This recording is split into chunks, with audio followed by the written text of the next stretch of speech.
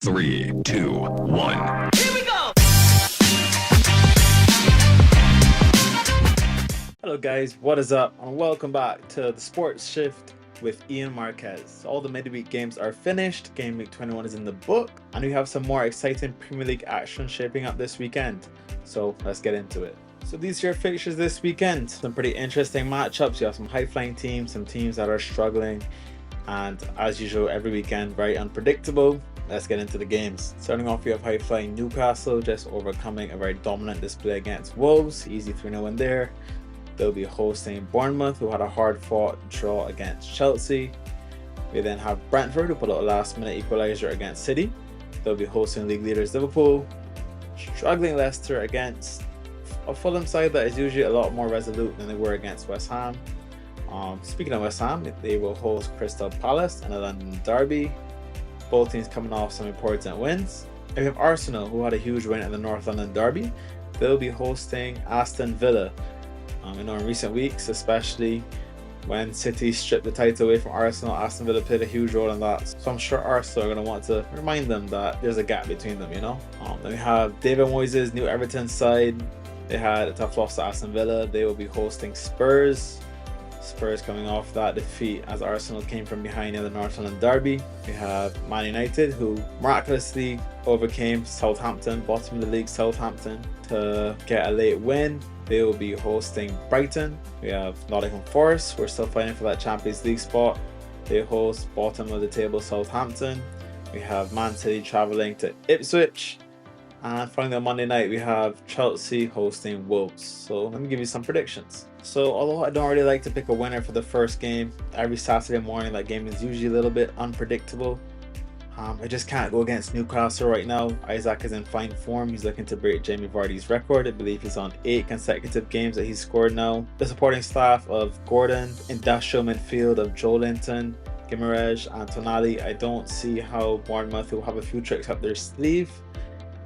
I don't see how they overcome this Newcastle side. Evan Nilsson is injured, and I don't really see where the goals come from Bournemouth. They can be pretty difficult to break down, but they don't create that much. And when they do create, they usually aren't very clinical. They'll put a lot of pressure on the likes of Ouattara and Semenyo to try and provide some individual brilliance, but I just don't see them overcoming Newcastle. Newcastle are too solid, and they have the quality where it counts. Following that, we have Brentford.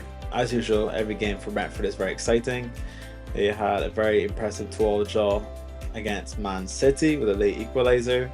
They'll be hosting Liverpool, and I don't think it's going to be as impressive this time. I think Liverpool, in a high-scoring game, come out victorious. That for the likes of Gakpo, Salah, with the first time he hasn't had an assist or a goal in weeks. That for him to get back in the goals, and I think this is high-scoring.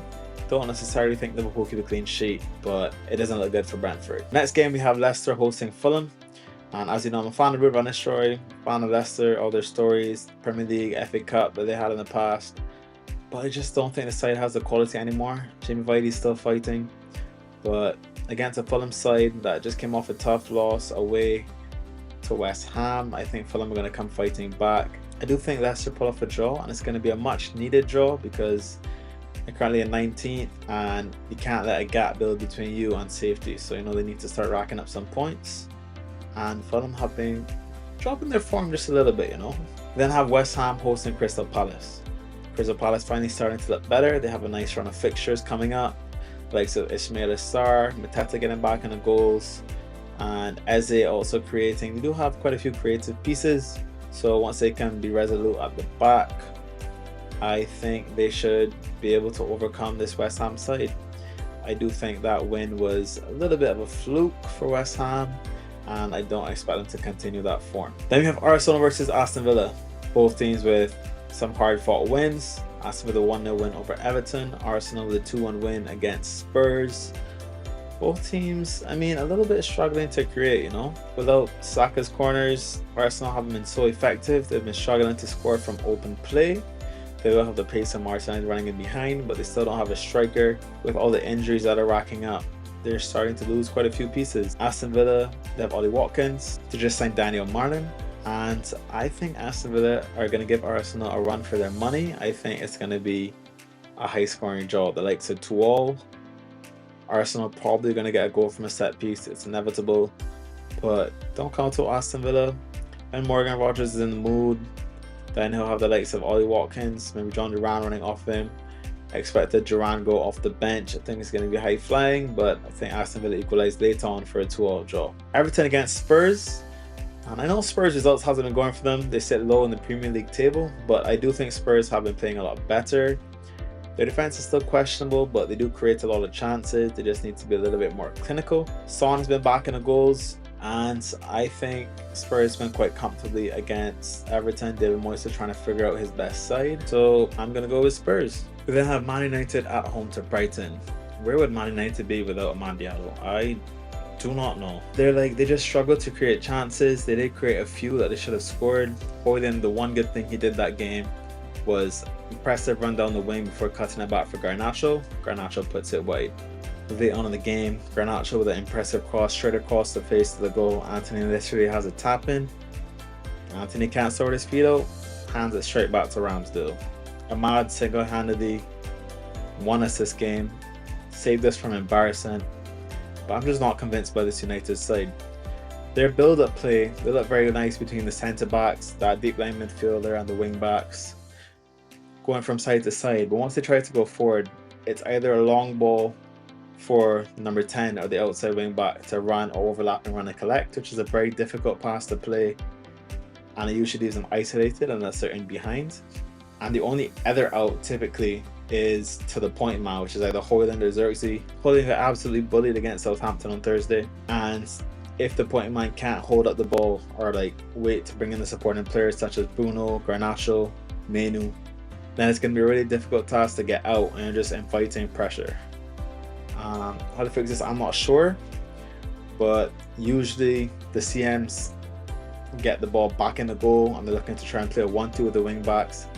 And basically to break out the press, it's usually a very difficult last pass, which I'm not sure I'm too fond of because we don't really have the quality to play it too often. Martinez can play it, he's played it 1 or 2 times. Bruno obviously can play it, but it's still iffy because the likes of Eriksen can play it, but Eriksen doesn't have the legs to get around, so that's going to be really iffy. But I do like that midfield. Menu and Ugarte next to each other. Sorry, trying to turn into a Man United episode, but Menu and Ugarte are next to each other with Bruno in front. However, I do think Bruno needs to get just a little bit deeper to get on the ball. So a little bit of a dilemma that Ruben Amorim has to figure out. I'm sure he can. I'm sure he will.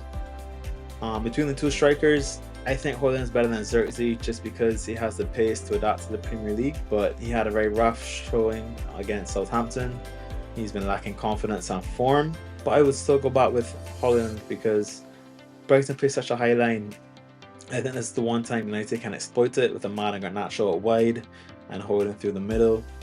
Balls over the top should be able to exploit Brighton, and Hoyland just needs to be a little bit stronger. Although Xerxes doesn't have the pace to drive with the ball or run in behind, he was very impressive when he came on against Southampton, holding up the defender, playing with his back to goal, bringing in the 2-10s.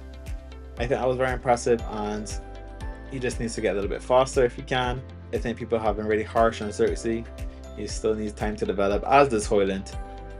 And I think they're a good 1-2 punch. When one's not working out, bring the other off the bench, and usually they both have impacts off the bench, so it's not too bad. Anyway, they'll be hosting Brighton. I do think Brighton will score. Brighton have been looking a little better in recent weeks.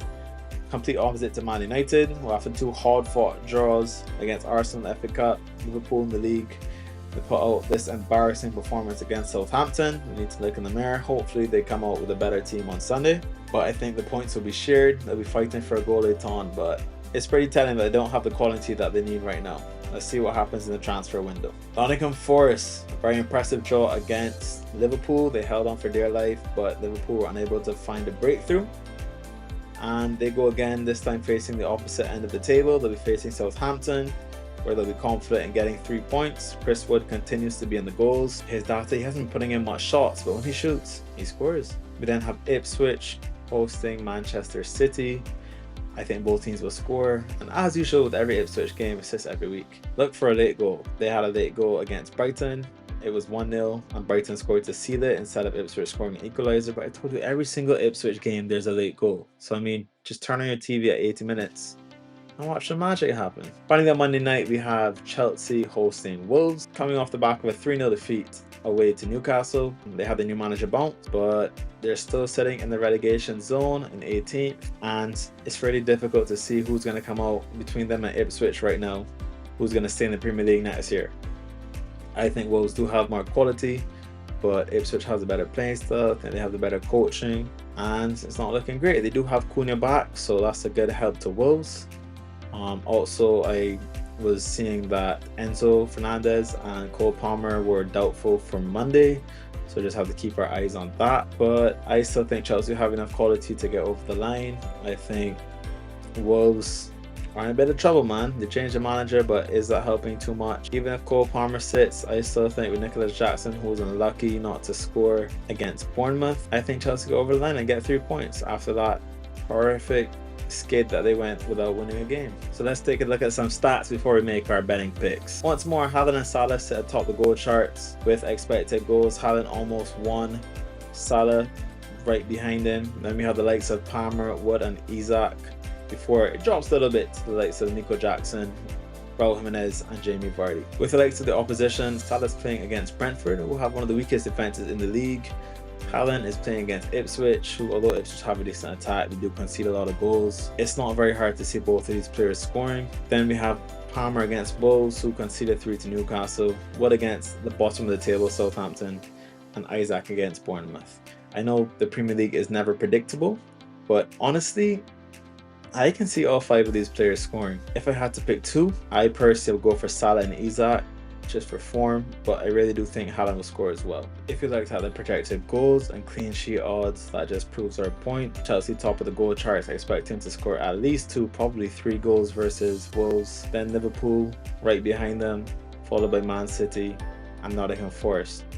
Interesting enough, Newcastle and Arsenal, even though they're playing a little bit tougher opposition, both expected to score 2 goals. If they expect them to score 2 goals, we definitely would expect their main talisman to get in the goals.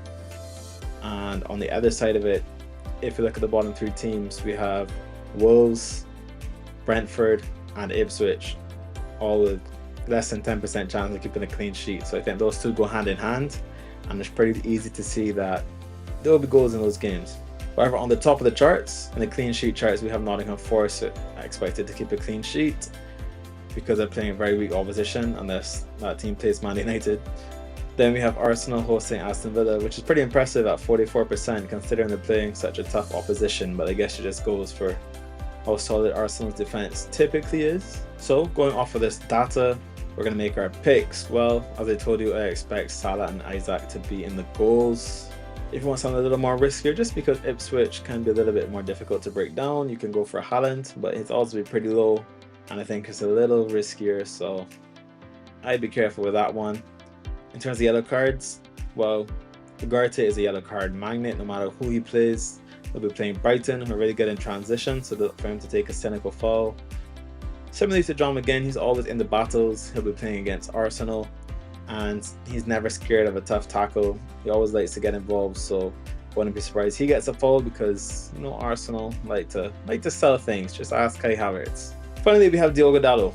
I mean, I don't want to say United missed him because they didn't, but he likes to get forward, which means he'll be out of position when recovering against Brighton. The likes of Mitoma or Dinger, whichever side he's on, I think he's just going to get beaten too easily and have to take a foul to protect the team. So well, it depends how lenient the referee is, but I can definitely see Dalot getting a yellow card, just like at Arsenal where he got 2 of them, you know. Then we look at our full team picks. What I just showed you in terms of the goal charts and the clean sheet charts is pretty obvious. I'm going with Newcastle against Bournemouth, Liverpool against Brentford, and Chelsea against Wolves on Monday night. Well, a long shot, I do rate Ipswich quite a little bit, so I'm going with City against Ipswich, but I have a sneaky suspicion that Ipswich might hang on for a draw. But this should hit once Newcastle overcome that first game of the week curse that seems to happen to every team, and City's had it the last couple weeks. So just keep an eye for that one. That's going to do it for this video, guys. Thank you so much for tuning in. Feel free to check out another one of my videos. And otherwise, enjoy this weekend's games and see you guys later.